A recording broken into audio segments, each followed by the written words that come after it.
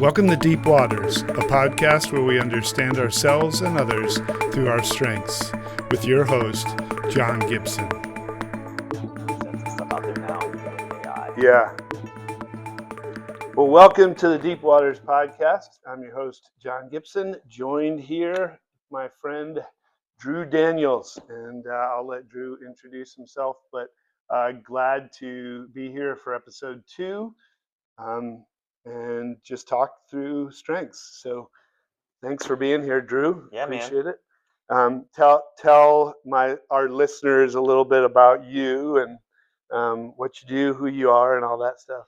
Yeah, I am a church planting pastor, and that means that I have the distinct privilege of coming alongside people and trying to figure out how to get a church started in a cultural moment when people aren't super excited about church. But I grew up in a family that was really involved volunteering in a lot of different things out in the community, also involved in church. And that's kind of always been in me. And starting a church was a passion and a calling for me because I sensed, my wife and I sensed together about 6 or 7 years ago, something wasn't quite right in our normal ministry job. We felt like maybe God was calling us to try something new, explore some new edges, new frontiers for the church. And so we set out to do that. So that's been most recent in my life. But I grew up passionate about. I played sports. Was really into music. Was in a death metal band for a while, screamo metal through high school, and then got into the a cappella scene in college. So the arts has always been a thing for me. My wife is an artist, and for those who might know this, I think I'm somewhere around like an Enneagram 6 wing 7 type. So um, I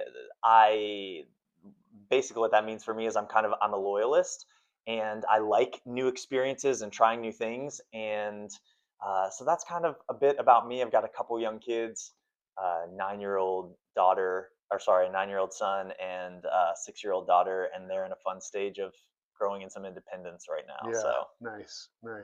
Well, yeah, I've been thinking about doing this podcast for a while, and I was already starting to like accumulate names, and I told you before we started recording, you were on the top of my list because I'm like, we had a conversation, you and I, a couple of weeks ago, and I was like, oh my gosh, this is so fueling my fire for this. And so I was like, man, it's almost one of those things where you wanted to rewind and like go, hey, how can we record that? But I'm sure today will be good.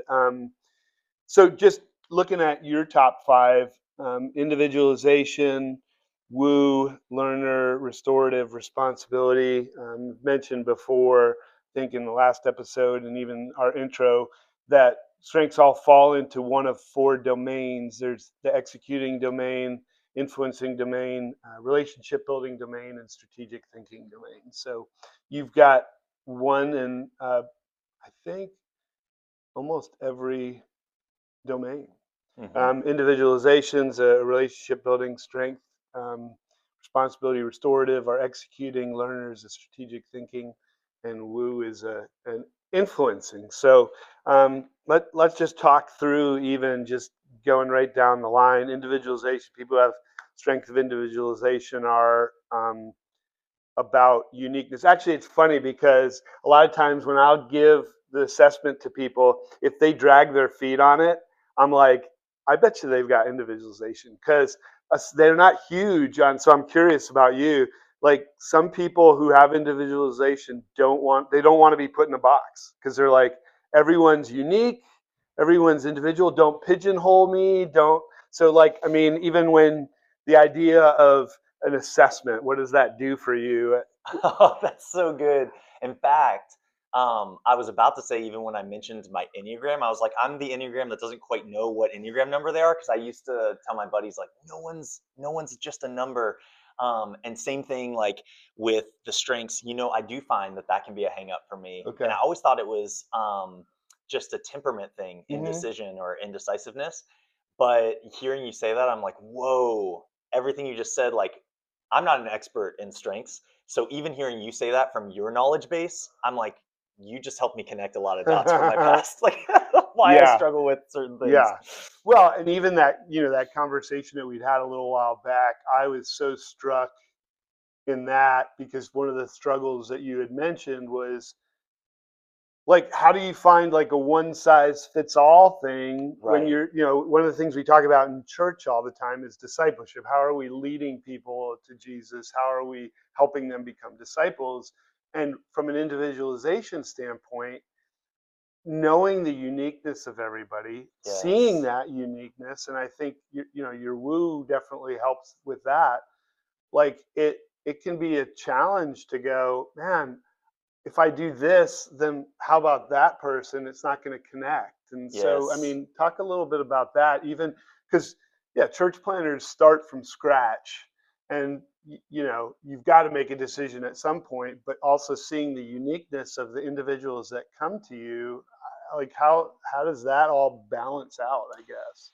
Yeah, I mean, I can think in a triad almost, three categories of interpersonally how it affects me, then as Okay. an organizational leader, and then also as like a preacher, pastor, or teacher. Hmm. And maybe I'll just give a couple examples because this definitely does play out for me and can be a strong suit, but also very much a barrier to growth for me or keep me like kind of in locked in Hmm. analysis paralysis. For example, with sermon writing, Okay. it can be really challenging to feel like I'm speaking to a room full of people. And in a smaller church context, I know a lot about each individual Oh, person. yep. And part of my gifting or my strength is I'm very curious about people and I like to know what makes them like uniquely tick. Sure. So when I go to write that sermon that kind of needs to address the whole group together, I have had to learn over time, go ahead and just pick one and preach to that one person, hoping you'll catch everybody. Because early on, I was getting really stuck. Okay. I was like, why can't I never finish a sermon? Mm, And it was because the practical application part or trying to address like people's needs, I just got stuck in like, well, hmm. this person's going to say this, and this person's going to be Oh skeptical yeah. about that, Yeah. and this is going to reach this person. And I just got stuck. So that's one area with like preaching, teaching. I Hmm. would say as an organizational leader, um, I see like human beings as like a living, active, vital puzzle that I can put together, and I can Hmm. put the puzzle pieces together, and everybody's got their unique contour. And I Sure. love putting groups and teams together Yeah. based on individual strengths. But if I'm not attentive to like ultimate group dynamics or Hmm. even just like making some early on decisions and not making everybody pleased or happy, I can get lost in this idealistic approach that, oh, I should be able to just make all these different people work together. And I Okay. love diverse teams. And of course, I can just kind of like help everybody like work together and help the puzzle pieces come together. But it can really hold me back. I've had some leadership teams really tank because I've tried to make everybody happy Mm, because I see that yeah. uniqueness. I want to help them all thrive in it, and not everybody wants to be brought in that way. And Sure. so it's you have to learn how to like balance. At least I've had to learn how to balance my strength of seeing that in people with like not just trying to pull people into something, but Hmm. really trying to set them up for success together. Yeah. Yeah. Well, that's a good segue too. I mean, in terms of your next in the list, Woo, which we said before we started recording. Woo is an acronym for winning others over. One of the things that some people wrongly assume that every single person who has the strength of Woo is an extrovert.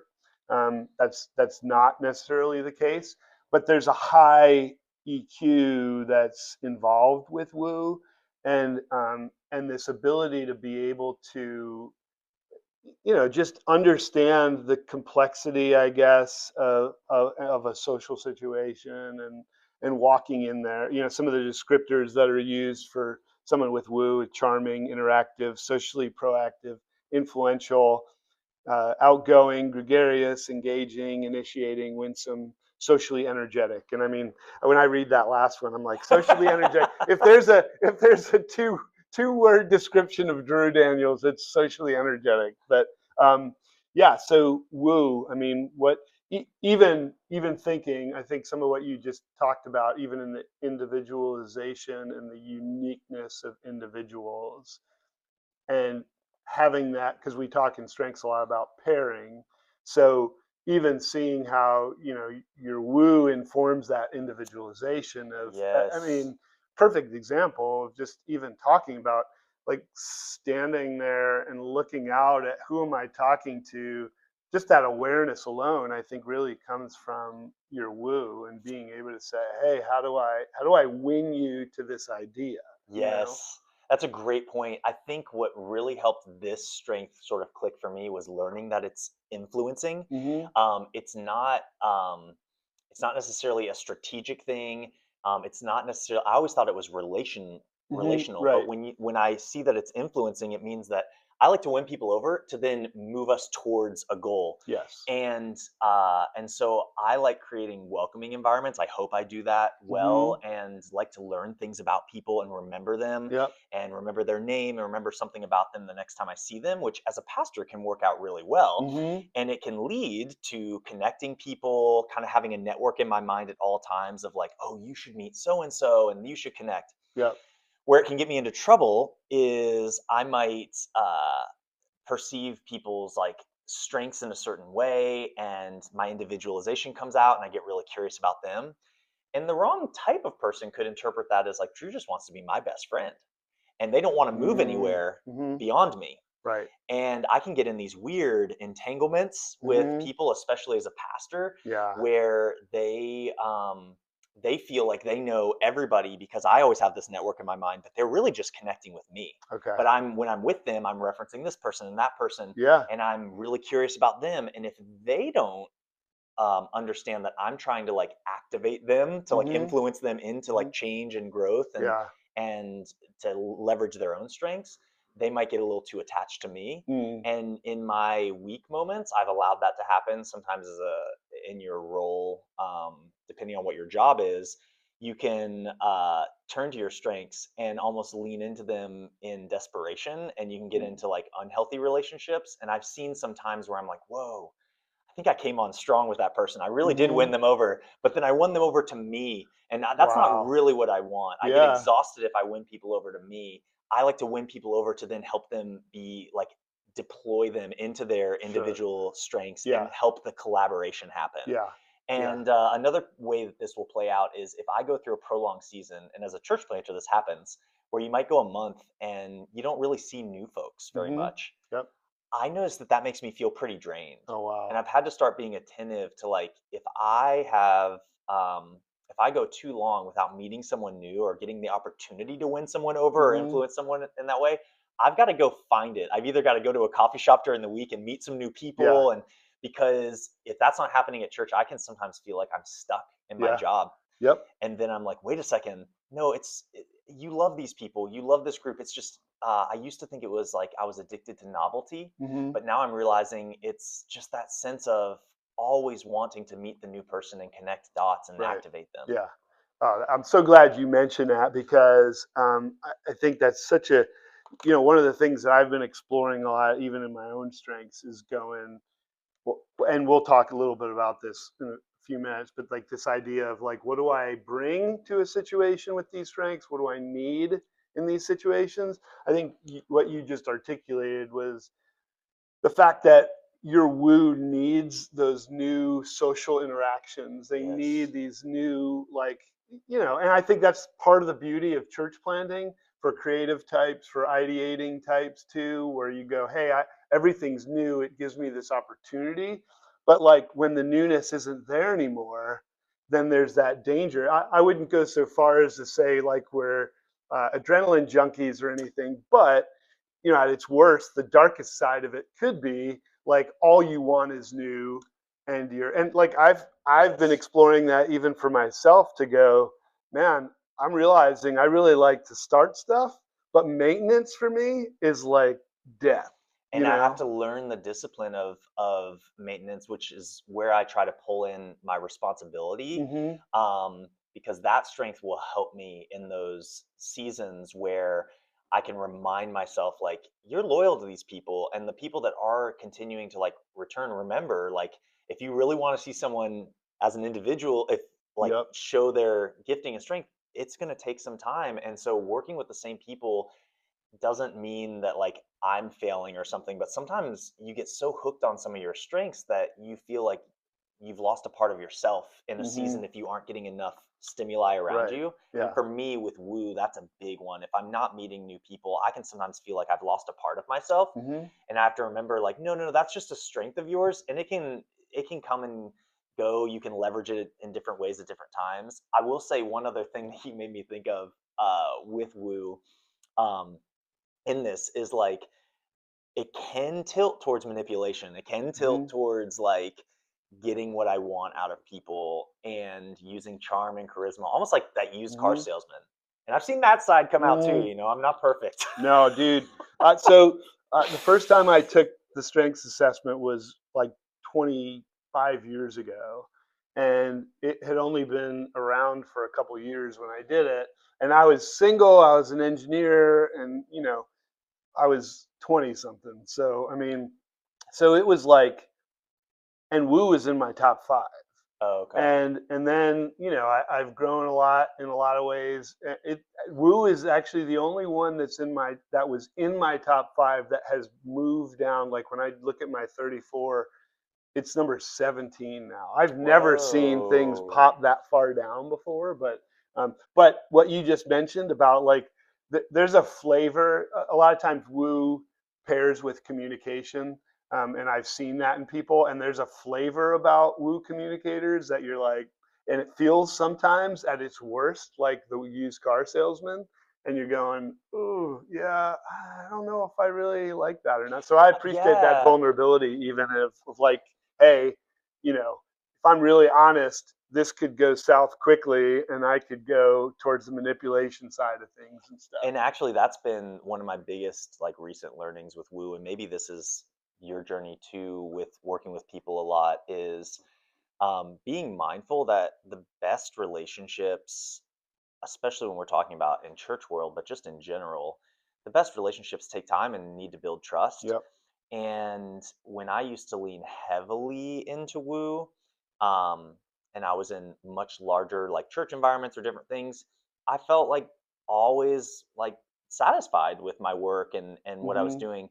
What I've learned in some of the smaller contexts or in a startup kind of context is actually sometimes it's better to not come on so strong with people. I legitimately do get excited to meet new people, and I think they Sure. feel that energy from me. I've had to learn how to restrain myself though inside and be Wow. like, actually, don't leverage this gift as strong right now Hmm. because you need to allow this person time to acclimate. Mm, You don't want to come on so strong.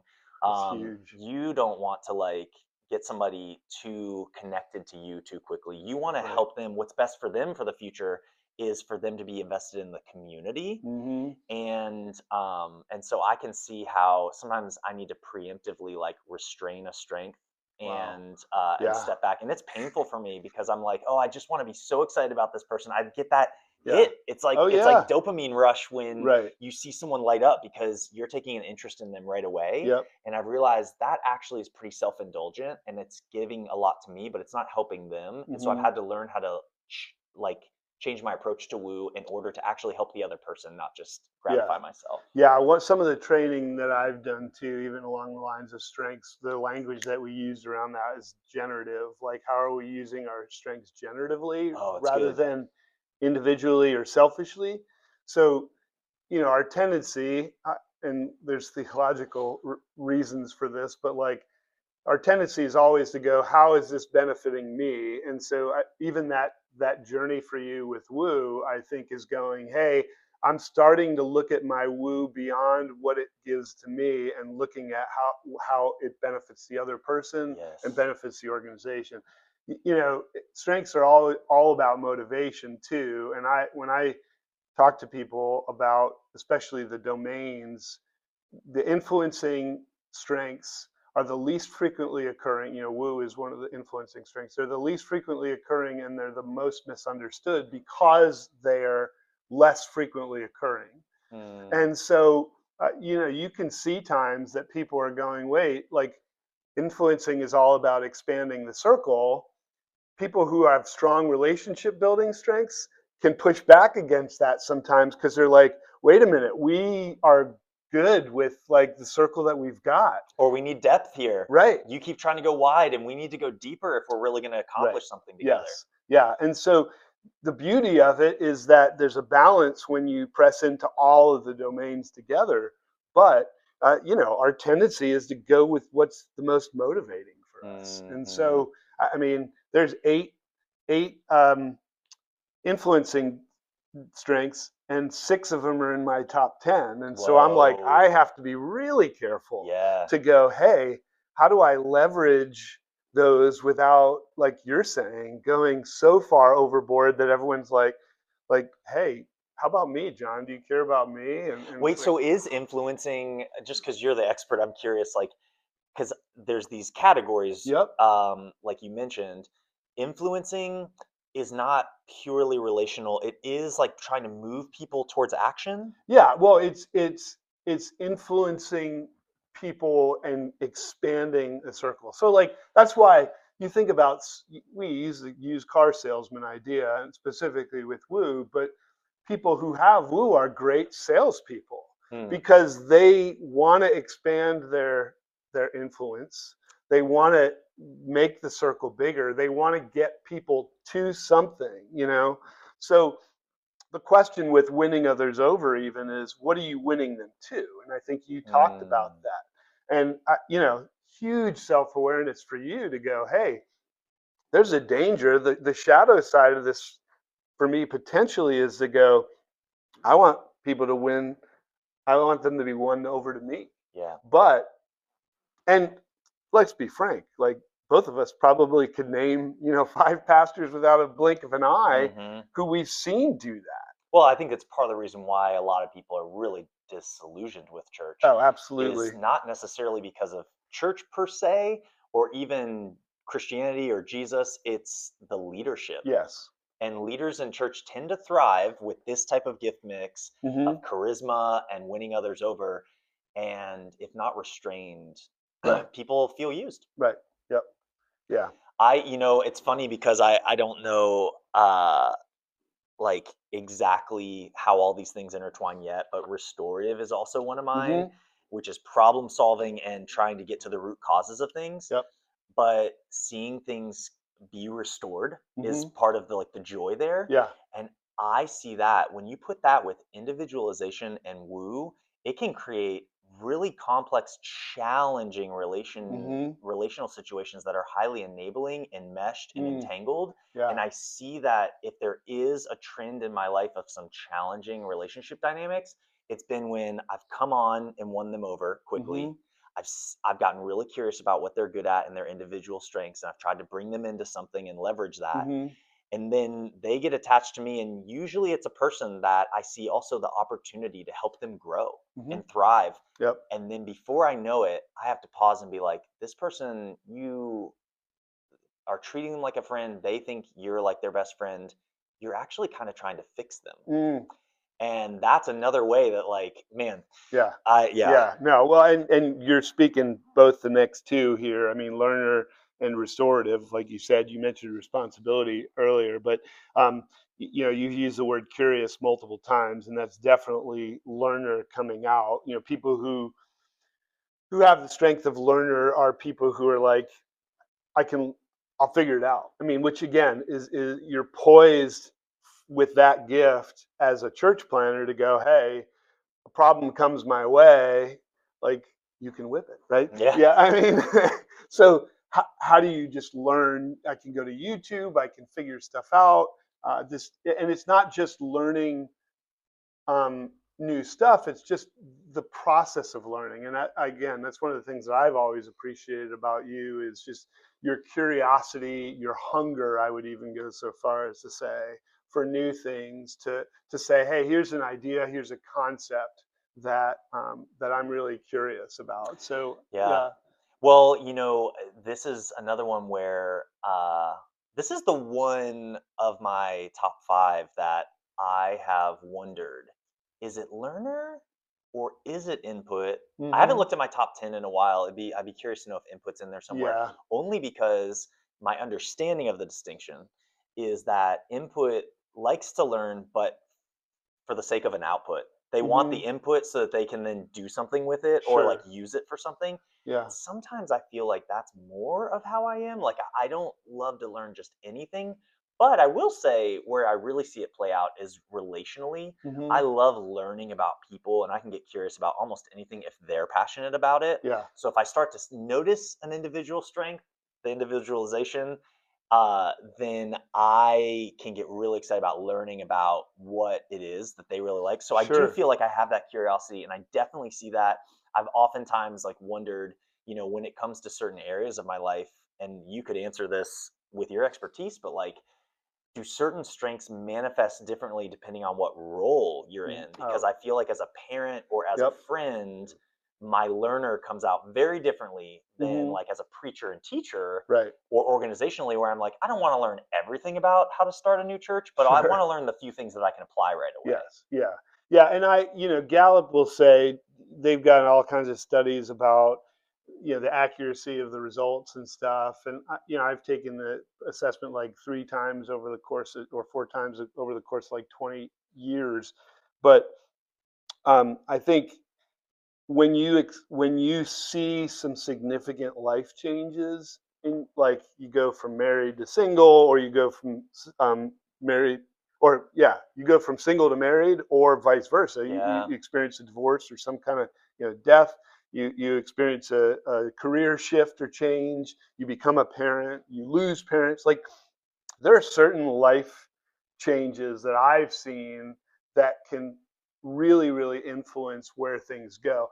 I've not seen things jump from the bottom of like you're 29 to Right, right. 34 all the way up to one, but I've seen, people go like, for this time in space, this is going to rise up, or this one's going to drop Oh, below. interesting. Okay. So it is And fluid in that yeah, way. and so, well, and it's funny because even looking through, you mentioned input. That oftentimes I have seen with people who are teachers that input learner is a combination in their top 5 strengths. So, one of the things in the spiritual world that we talk about in the church world is like the fivefold ministry: apostle, prophet, evangelist, shepherd, teacher. I was curious whether you had done that before, and what your top two, like, fivefold are. Yeah, it's interesting because just recently I had an experience where someone shook it up for me because I Okay. thought I was one. But I'll say what my top two I believe are. I think evangelist is definitely in there, Hmm. and probably not so much in the skeevy like proselytizing type of way, Yes. but maybe more in the way of apologetics. Like Hmm. if someone says like I do not like the church, I don't like Christianity, I'm like, great, let's have an awesome conversation right Yes. now. Let's do Yep. it. Um, if someone's like, I just can't believe in God because of blank, blank, blank, I'm like, let's have that conversation. Sure. So to me, that's where my evangelist. If someone says like, let's go do evangelism, I'm usually skittish about that. So I was I'm too. surprised to see that that was one Yep. of my top things. Yep. I think it has more to do with just like that learner in Oh, me right. that spent a lot of time trying to figure out what I believe and why, Yeah. and then I love sharing that with people. So that's one of my top two, and then um, gosh, I so desperately wanted teacher to be in my top two, and so I think I scored high on teacher in some of Hmm. my assessments because I answered in a way that I think I kind of knew would Hmm. give me that Yeah. answer. But that's landed up high. All So right. I Yeah. don't know that I have the patience or the durability to be like what is a truly like good teacher in the way that like scripture might be Hmm. articulating that. Um, but the one that recently has come up that surprised me is that I have a prophetic Hmm. way about me. And Yep. so I'm wondering if maybe that's more of like my teacher. I'm more of a truth teller, Hmm. and I'll stand up in front of the group and say, like, here's what I sense God is Sure. telling me. That almost lands more with me than Okay. even teacher. Yeah. I think Yeah. evangelist prophet is kind of where. Okay. Yeah.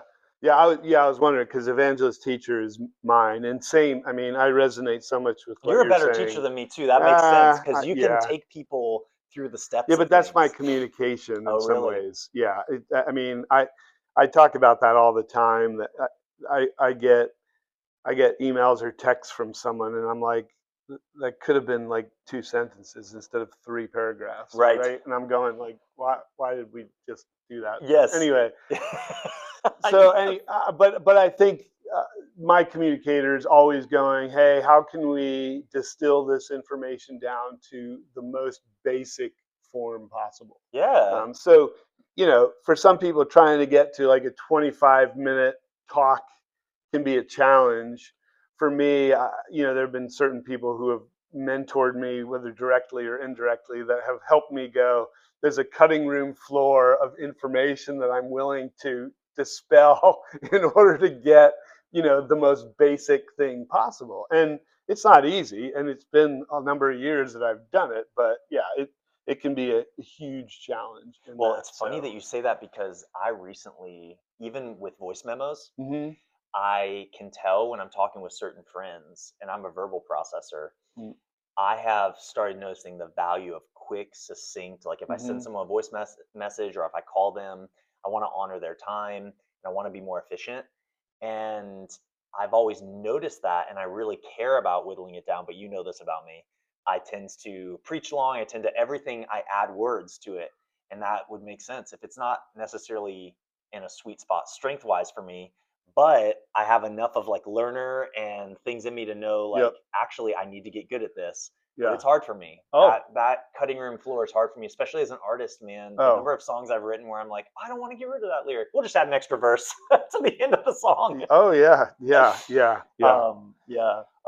You mentioned restorative too, which is your number 4, and it's very much about how you described it. It's seeing the problem and knowing the potential fix for it. So really desiring to see those problems, to resolve them in people a lot of times. So it can feel sometimes like a fixer.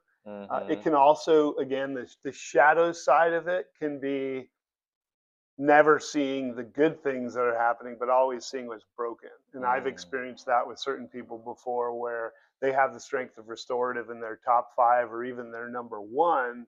And all they tell you is what's broken. And so Wow. it can be suffocating at times when you're going, hey, like I get that things are broken. Maximizers, my I think number 6, and so perfection, I can be a little bit of a perfectionist at times. So there's even a sort of a butting heads in that of going, you're telling me everything that's broken, and I'm trying to get to like this level of perfection, and it feels impossible Yeah. here. But I don't get the sense from you, especially I think a lot of times some of the stronger elements of a strength can be softened with what it's paired with. So I mean, knowing the individualization, the woo, the learner has that potential of going, okay, yes, I do see what's broken. I do see a fix there, but I'm also aware of the need to like, how do I present that to someone in such a way that I'm not going to lose them, right? Dude, that is unbelievable because like you probably you probably see more of a glass half full vibe from me, or observe that because you're not married to me. I think my wife would say, she'd be like, man, Drew sometimes just can't help but see the problem that needs to be hmm solved. And it's usually the problem beneath the problem, which is the Okay. harder one to get to. It's Oh, the why underneath it that I yep, get yep, obsessed with. yeah, yeah, Is yeah. like, wait, it's not just that like this thing isn't working in our organization. It's that these people need heart change in order for these things to work. Like it's just the deeper thing. Yeah. Um, and I mean, honestly, you just illuminated something to me about myself by saying all of that, where I realize, um, in this recent season, and again, a lot of this is because trying to start something new, especially a church, um, in a world that's like not super excited about church, has taught me a lot about myself and my strengths. hmm And one way that this restorative will get me into trouble is always seeing the problem. And then my woo and everything knows that people don't want to just hear a crabby person. Yeah. So I have a way of spinning it hmm and helping people see that I see the problem, but also calling them to this higher level, like trying to inspire, trying to Yes. win them over. Yes. But what happens is then a lot of people don't really know me, because Okay. if I layer myself like that, my strengths hmm like that, then people are shocked when they hear that I'm in like a low season Okay. and I just feel like I can't climb out of a pit, which I struggle with, you know, Yeah. some anxiety and stuff.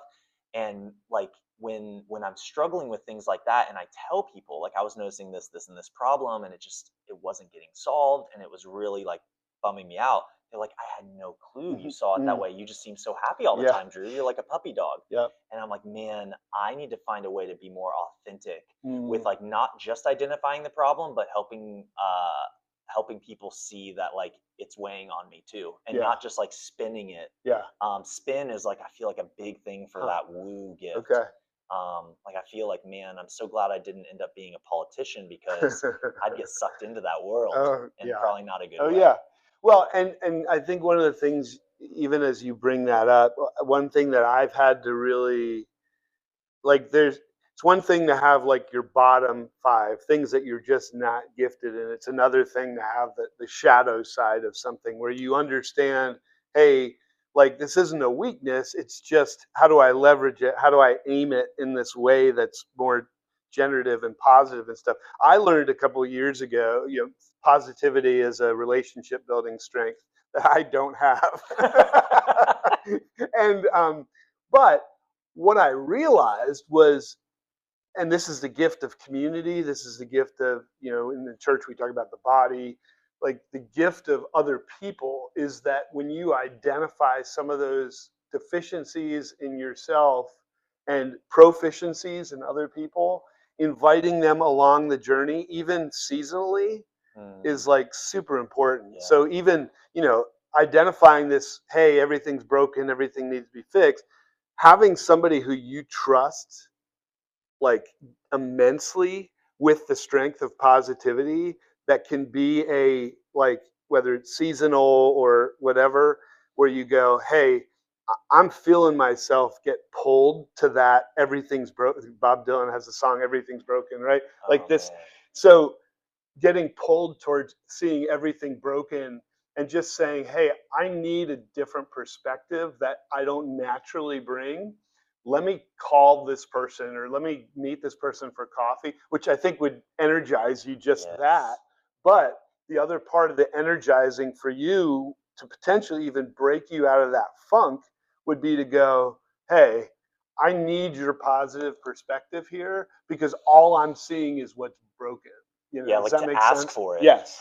You know, this is huge because there's this dynamic in relationships, especially where we feel like if I have to ask for it, then the response I get is inauthentic or people are just Mm, going to give me what I'm asking for.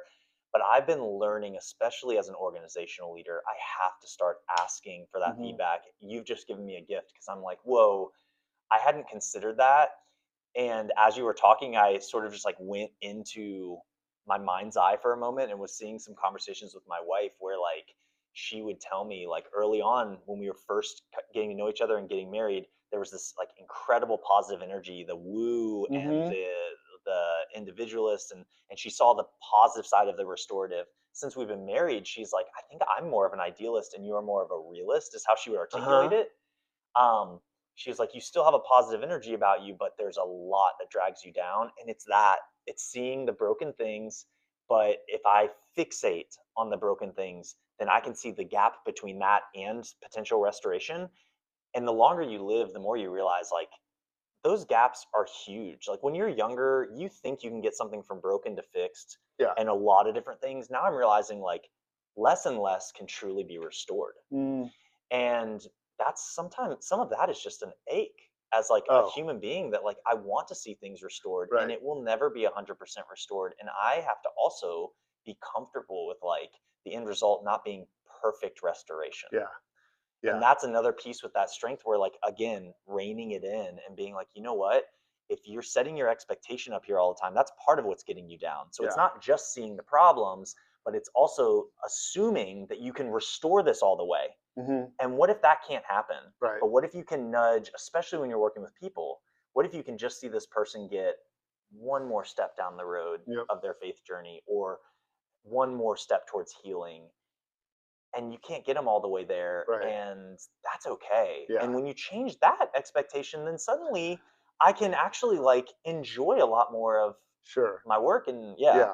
Well, I even it, I'm curious where Maximizer is for you because again, I think it's my number 6. I wouldn't be surprised if it's not in your top 10. It's I'm in pretty the sure it 10 is to in my 11 top to 10. 15 because that people who have the strength of Maximizer. It's like how do you make something good great? How do you make Yes. something great perfect? Yes. And there can be a tendency at times to go if I either you can go full defeatist and go, this is never going to be perfect, so I'm just not going to try. Like I'm just going to back off. Like, and I've seen that in myself. I'm like, I'm never going to get there, so I'm just gonna abandon ship right here and pull Yes. back. So when I coach people with Maximizer, one of the first things I'll tell them all the time is, hey, lower your expectations. And it sounds It defeatist. sounds It fatalistic. sounds Yeah. like you're going, oh, so I don't have a standard here. I don't have, no, no, no, no. People with Maximizer, it's a small percentage of the population that are going like, I want everything to be perfect. And it's a pipe dream in some ways, and it's unrealistic where you get to that point where you go like, man, everything feels laborious here. It just feels like, you know, pushing the stone up the mountain only to watch it roll back down again. Yes. So I think what you just articulated too, this idea of going, hey, I need to realize like what are the manageable steps that I can pull out of this?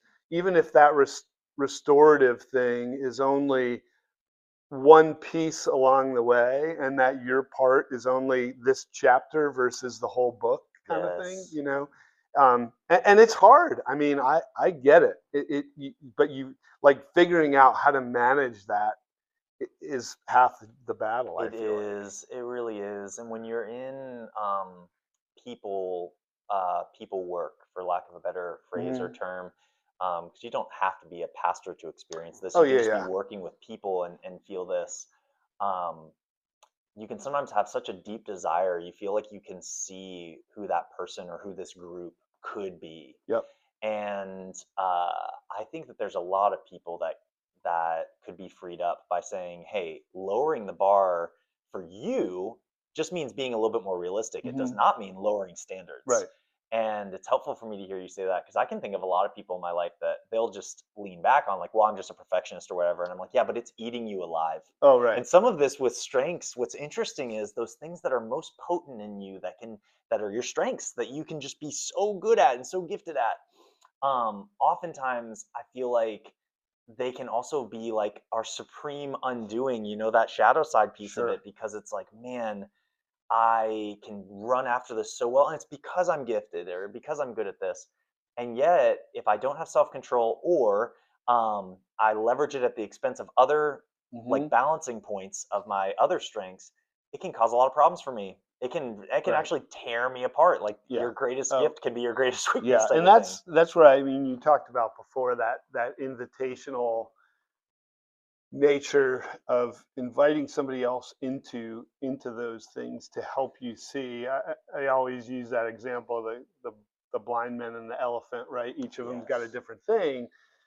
They're all the elephant. It's just that everyone's got a different perspective. To me, strengths is a huge piece of that. To go, hey, I can't see.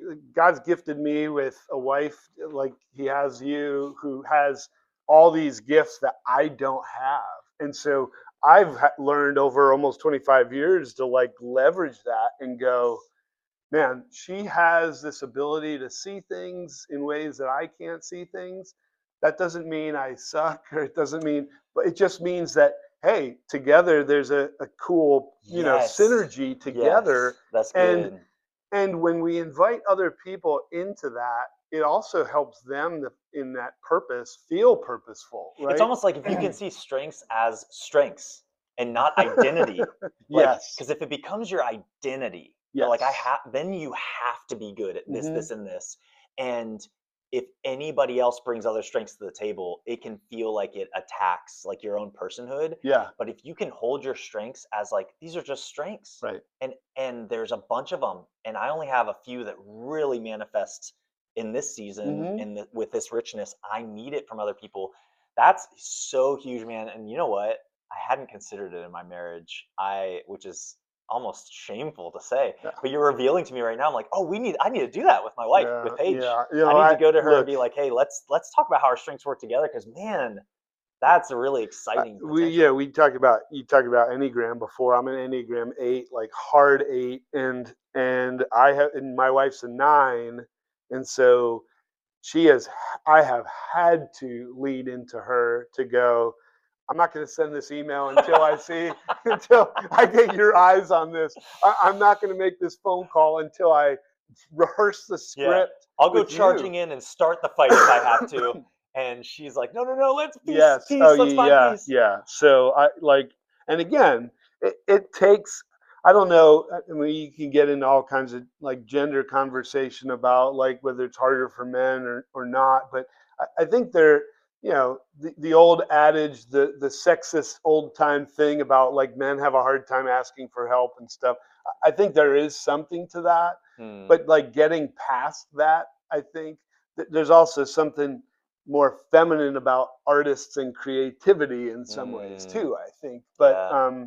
so I think the two of us being creative types too probably have a little bit more of that sensitivity and stuff. But I think just coming to that place where you realize acknowledging a limitation isn't weakness, it's actually strength.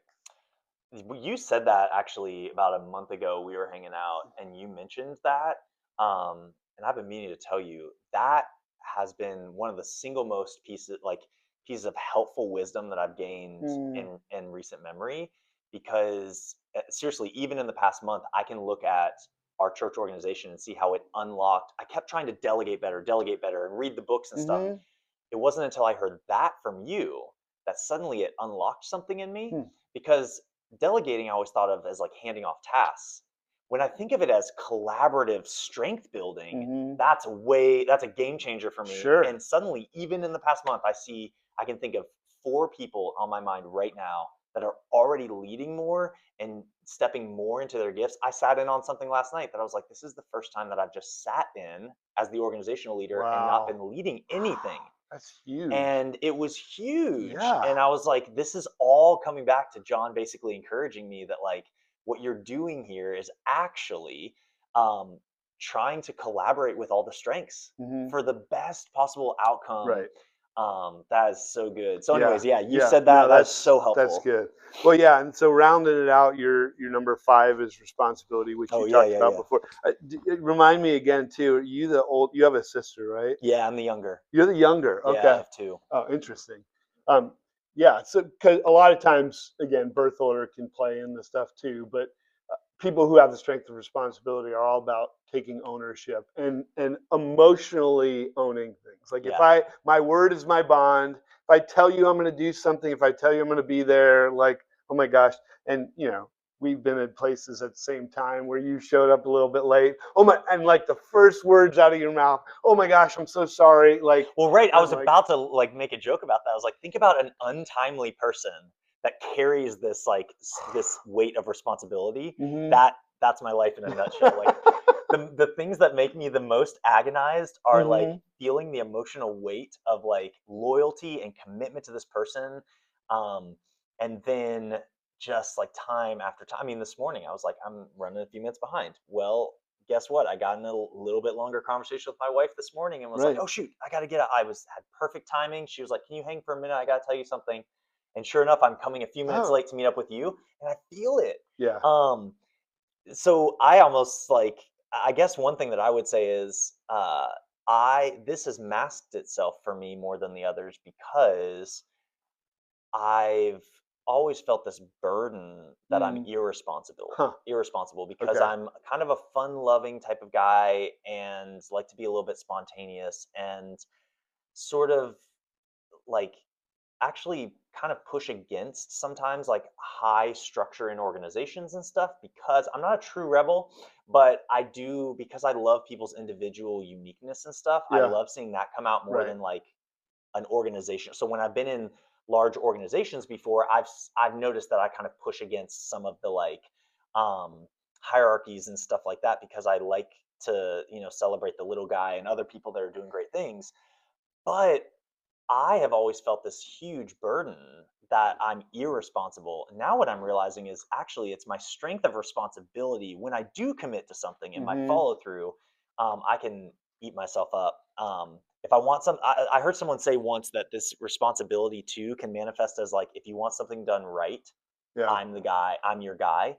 If I care about the thing you want done right. So like if someone asks me to do something, I feel very confident that I will pay attention to the details and nail it. The Right. problem is I'm not a detail oriented guy in general. And so Hmm. sometimes I think people don't see me as someone that has a strength of responsibility. Okay. And that's challenging to feel misunderstood in that way. Uh-huh. Now that I'm learning that, I Yeah. can present myself differently. And maybe it means that in certain ways, that temperament of being untimely needs to change in certain settings because it's like, well, Drew, you might just need to work on being on time so that people do understand. Yeah. And I mean, and the way that I see it with just with your strength set, I mean, it's almost like individualization and woo in almost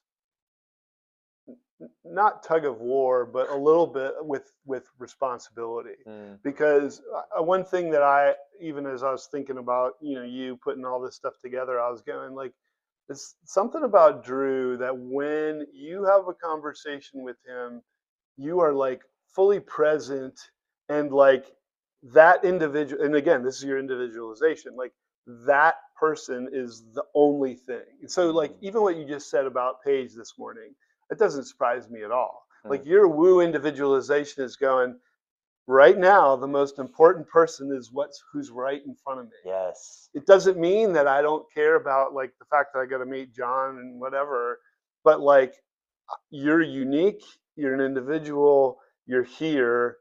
I want to, part of your responsibility is going, the responsibility of this moment is like giving you the just attention that Yes. you deserve. I think it's more attached to, and I don't know where responsibility lands in terms of the categories, but I would say for me, it most manifests in relational Okay. dynamics Yep. more so than like strategic Right. dynamics. I mean, it might be a strategic, It's I an don't know. It's executing. Yeah. executing. Yeah. Yeah. And I almost feel like I see some people that are like, are organizationally like responsible or what, like there are people where it's like, that is a buttoned up responsible person. Now, Hmm. this also could, I don't know how like, um, uh, nature versus nurture plays into strengths. Sure. But Yeah. like you were mentioning, it seemed like you expected me to be the firstborn. And while I Right. wasn't, my sister and I were 4 years apart. So like Okay. we were never in school really at the same time. So she Hmm. was off at college my entire high school career. Hmm. So I do think in some ways it was almost like I was an only child in a lot of seasons of my life. Yeah. And my parents are high in just like, you honor your commitments, you honor your Hmm. responsibilities. I couldn't quit. If I started a sport or something, I couldn't quit until the season was done. And then I could Yep. decide not to play next year, but I couldn't quit. Um, and that was Right. with everything. And so I do wonder sometimes, like, yeah, was that how I was raised? Yeah. Yeah, and I think, I mean, like anything, I feel like they're both the nature and the nurture part of it to go. Have you done Myers-Briggs before? Do you know Yeah. what's your, ENFP, okay. I was gonna say I would guess that you're a P, but which is um, why, like, I feel like when I saw responsibility on my top five, I was like, can't be. I'm not a J. Which, if you know Myers Briggs, the J yeah, is the yeah, yeah. more Oh, yeah, timely yeah, one. yeah. I'm a hard J. My wife's a hard P, and it's just funny because I she, know I keep waiting for yeah. your like Enneagram 8 to just like blow up on me because you're a J and an 8 and I'm a P and like a 6 and like I just like Thankfully, I'm a healthier 8 now than I was. well, I who knows? Maybe mean, if we were forced in like if someone put us in a panic room and it was like pressure's on and we were locked in there, maybe we'd go at each hey, other's throats. I don't know. one of my key activators in my top 5.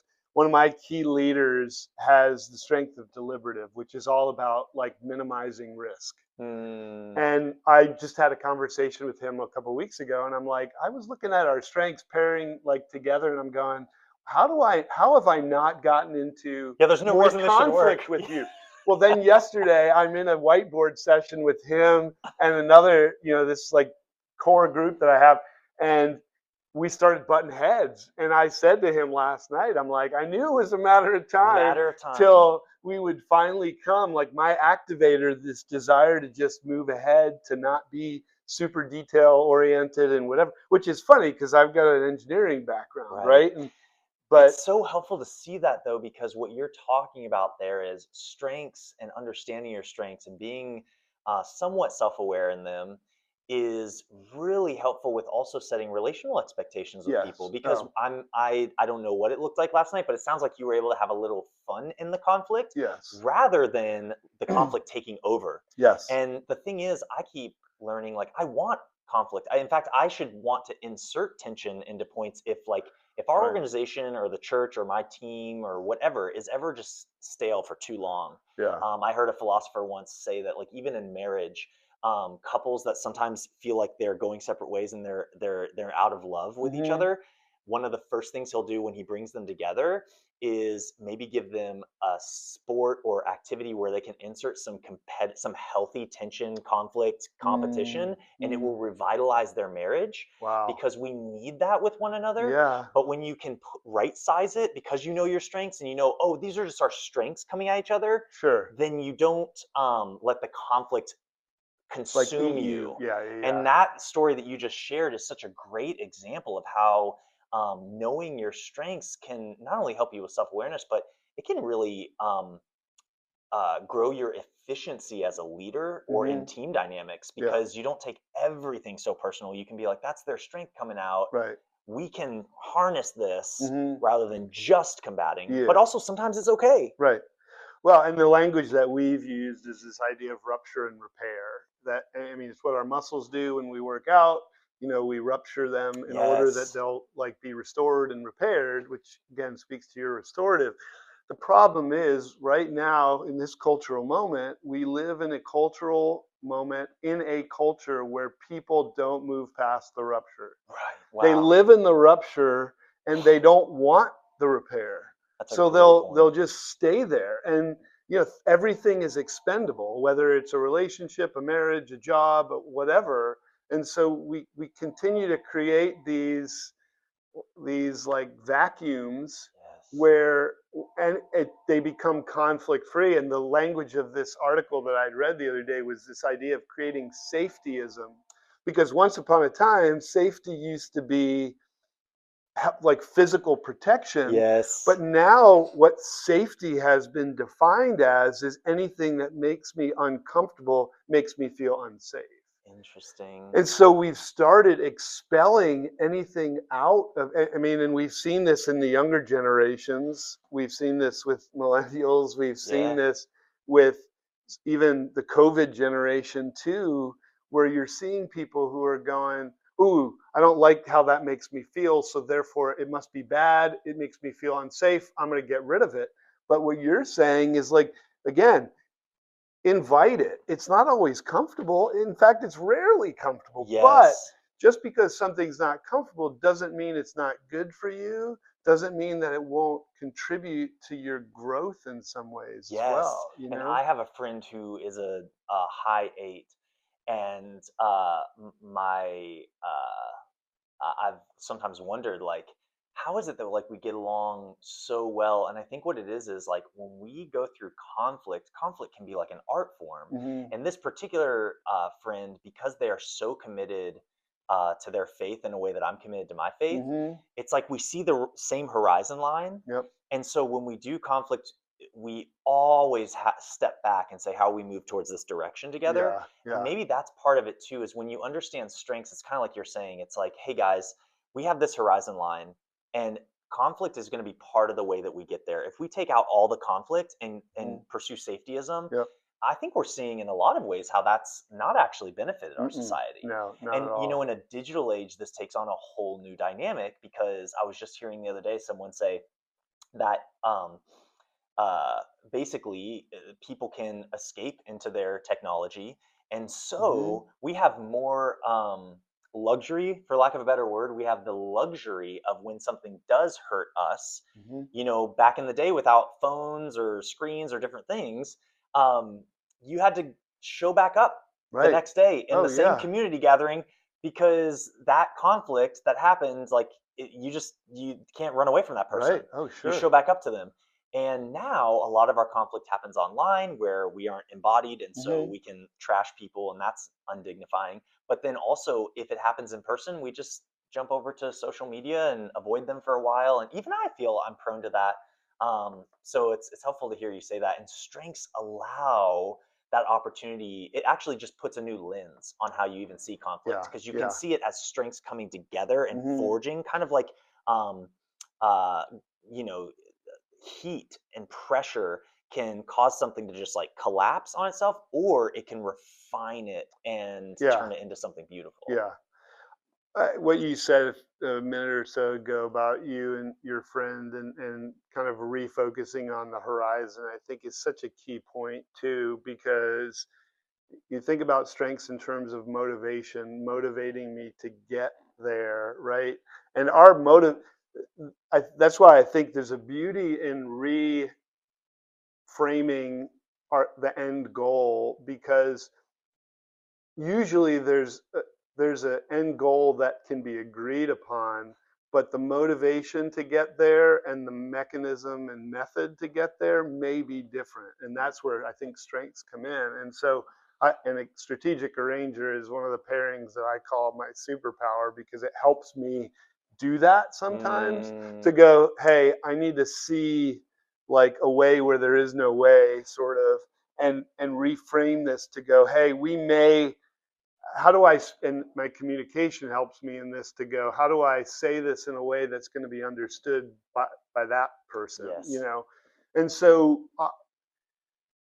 just because I have a different motivation to get there doesn't change that end goal. Yeah. But it's speaking a language that says I need to make sure that that key motivator is being, assuaged in some ways and stuff. Like my middle child, competition is one of his top five, and it's so evident. Like it drives him in education and sports and everything. I'm competitive, but I'm not driven by it. Like I'm not motivated by that. Right. So people are like, "How is competition not in your top five?" I'm like, "Well, I can live or die with it. I can Yeah. be super competitive, but it's not a driver for me. For him, it's a driver, you Yes. know." Yes. And so that's where I think, again, like even with domains, like again, you have one in each domain. There's some people who have all five of their top five in one domain, and they go, "Oh, does like I have zero relationship building in my top 10."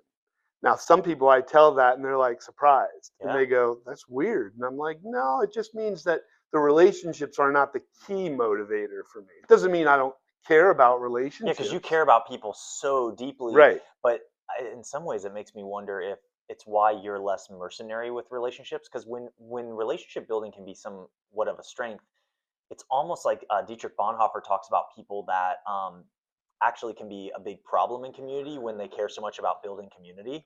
Because if relationship Yes. becomes the key motivator, Mm-hmm. sometimes you can actually rupture relationships Wow. because you're trying to grasp it. Whereas I think of somebody like you, and I'm like, yeah, maybe it's because people don't feel like you have an agenda with them. Hmm. And so you are highly Interesting. relational in the sense that you love people and love spending time with them, and people love being with you. Um, but and and that's where, it's interesting, because sometimes you could look at your strengths and be like, oh shoot, I wish I had this, this, or this in my top Right. five. But maybe sometimes it's worth saying, like, actually, it doesn't mean that I don't have competencies in those Yes. areas. They might not be my driver, and that's Yes. a helpful distinction, Yeah. I think, when it Yeah. comes to strengths. And I can see that play out in my life too, where some things that fall lower, it's in a weird way. Sometimes you want to bring the person in where, like, this isn't in their area of strengths, because they can help you see something differently Oh, or absolutely. encounter Yep. something differently. Yeah. Well, and I mean, there's a number of people that I've worked with who have all five of their top five, like in relationship building or Hmm. in strategic thinking, and they go, "Oh, they almost, cry in their little pity party," and I'm like, "No, that doesn't mean that you don't." I said, "The way that you influence people is through your relationships. The Yes. way that you execute is through your relationships. So Yes. it doesn't mean you don't do those things. It just means that the way that you do them is different." Again, that Yes. driver, the motivator, I think is a key piece Yeah. there. So, Yeah. um, kind of wrapping up, like what, if you were to, I don't know if these are the same question framed differently, or if you have two separate answers for them. Like, if you were to say, "Hey, if I were to ask anybody, how would you describe Drew in 2 words? Like, what would you hope they would say, or what would you think they would say? Like, Ooh, oh my goodness. Oh man. All right. This is gonna be one of those that later I'm gonna be like, oh, I should have said that. Let me not move too quickly. What I think they would say, I'll handle that first.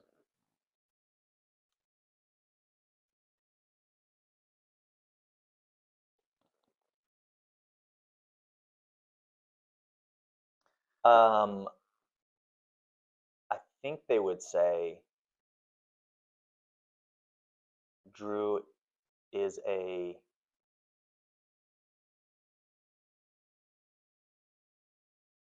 uh, compassionate leader. hmm I think they'd see the some of the responsibility and strength there in my sort of leadership. I think a hmm lot of people would see that in me, and they'd see the either compassion or friendly was a word that came to my mind, or hmm warm or Yep. welcoming. They'd see that highly relational side, or Drew is a charismatic leader, or something like that. hmm What I would hope that they would say is, and I don't even know if this is right, but I think a lot of times I hope that they would say is Drew is a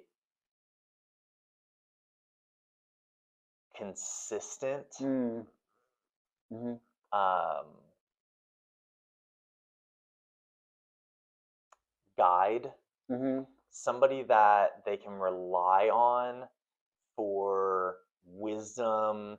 And maybe that's me putting on the role of pastor and wanting too much to identify with that, but I won't put disclaimers on it.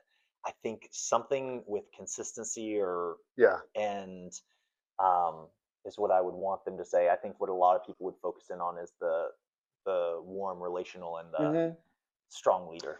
Yeah. I was pulling words out from that were consistently popping up in some of these top 5: loyalty, dependability, driven, responsive, insightful. So I was curious how what you said would compare to those, but I think there's big correlation there. And yeah, I think it's huge. And again, the beauty of this stuff to me is that we're always learning. I mean, which plays into your learner, right? Like these conversations. One of the reasons why I'm doing this is because I'm like, this is crack. Yeah, it's I mean, you're good. going, man. Every single conversation is so rich because it brings out individualization. It brings out the uniqueness, and you can see individualization in 100 different people, and it plays itself out differently. And Totally. that's why I was like, how do I even name the episodes? And I'm like, I'm just going to call them episode 1, 2, 3, 4, 5, because I'm like, there's such a uniqueness in Yeah. individuals. But I mean, we have a mutual um, like ministry partner, friend, whatever, who just went through this season of burnout and had some time off. And he had reached out to me and said, hey, I really want to come on the podcast and talk about my strengths in relation to burnout. And I was Wow. like, wow, that's huge. And I'm going, again, like you almost feel like you're doing a disservice if you just put one word on something and go like, a this is an episode about relational things or Yeah. whatever. But again, I think you can appreciate that with individualization to go, hey, like these are unique. Every conversation is unique. We see the uniqueness of it, and as Christians, I love teaching this to people with a faith background because it just plays into so much of what we read in Scripture, talking about like you are fearfully and wonderfully made, and the uniqueness of who we are before you were born. I formed you, and Yes. just that uniqueness of the individuals. And for me, because that lack of relationship building strengths, in some ways, this has given me a compassion and an empathy that doesn't naturally come to me. We live in a cultural moment where there's a lot of tribalism, and it's very easy to put people in a compartment and say you're this type of person or that type of person. Yeah. And the individualist gift or strength aside, I'm not even talking about that. It would be a gift to society, no matter who you are, believer, faith person, not, to understand strengths and be able to identify them in yourself and in others, because it would help you recognize exactly what you're talking about Yeah. and maybe just move the dial a little bit from like Right. Republican versus Democrat, you know, Christian versus non-Christian, to like people, human, and that lens Hmm. Yeah. helping you have more of a filtration. I think that's so good, John. Yeah. That totally. As you're saying that, and the word compassion just keeps popping in my head. We both know Micah. Did you read his latest book? I was just wondering. No, Okay. about I think AI. we may have talked about it before, but yeah, I just again, it'll probably come up in further conversation, but just even that idea of like, how are we injecting compassion into our relationships with Hmm. things that help us see, appreciate the uniqueness of individuals, and to see that, yeah, looping, because we paint with such broad brushes too, where it's like, again, you're talking about, you're liberal, you're conservative, you're Republican, you're Democrat, and I just, the older that I've gotten, the more life I live, the more compassion that God's given me, the more I go, yeah, I think we need to like dig a little bit deeper into that than Yeah. just go, hey, everybody who thinks this must fit here, Yes, because it's totally fine to ascribe to a certain group or a certain larger body of like beliefs and identify as a certain type of political candidate. In fact, I think it's a problem if no one, if everybody wants to be moderate, and I'm like, oh no, we're gonna like we're gonna lose that healthy conflict that can Sure, happen. right. But but again, it comes back to that art of recognizing the gifting in people, recognizing the strengths, and celebrating what those things are. And I think not in an unhealthy way detaching, but detaching a little bit of like personally. I think we take things so personally, Yeah, but if you can see it through the lens of strengths, yep, then you can see it more collaboratively and more mutuality in it, right. rather than being like, oh, that person's just offending me or they're against me. It might be like, well, actually, in a weird way, both of our strengths are coming out right now. Oh, sure. Yeah, And they're yeah, vying for like attention. And then, a believer has the opportunity to say, anybody has the opportunity to say this, but I think there are unique resources in Christianity that allow you to say, can I right. sacrifice me being in the spotlight right now for this other Hmm. person's strength? Like when it does come down to the bottom line, Yeah, can I yield and let their strength shine? And yep. I think that's where the opportunity is for a lot of us, Hmm. is Yeah, when it does come totally head to head, at what point does someone say, I want you to shine? yeah.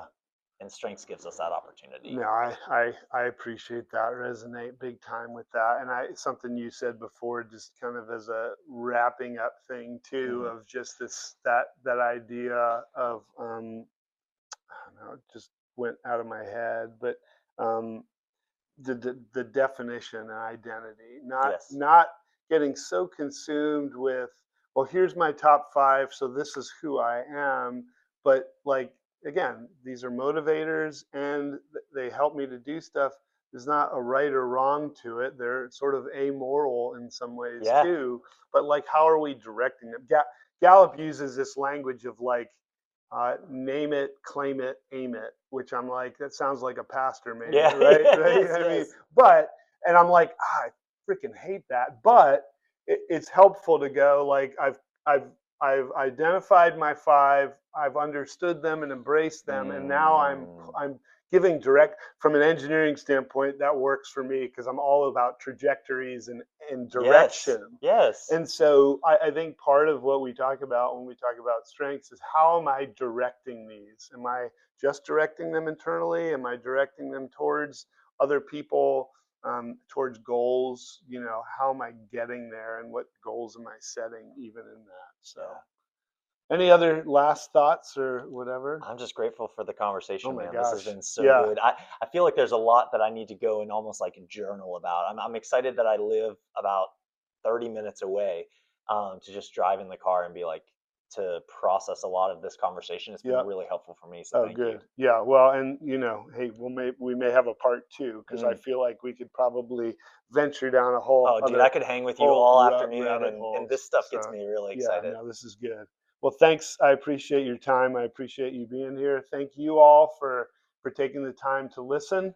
Oh, I've got some more episodes that I'm going to be recording. I would love for you to listen, to follow on the different platforms. Share it out with other people. If you have ideas, if you have thoughts, go ahead and send an email to.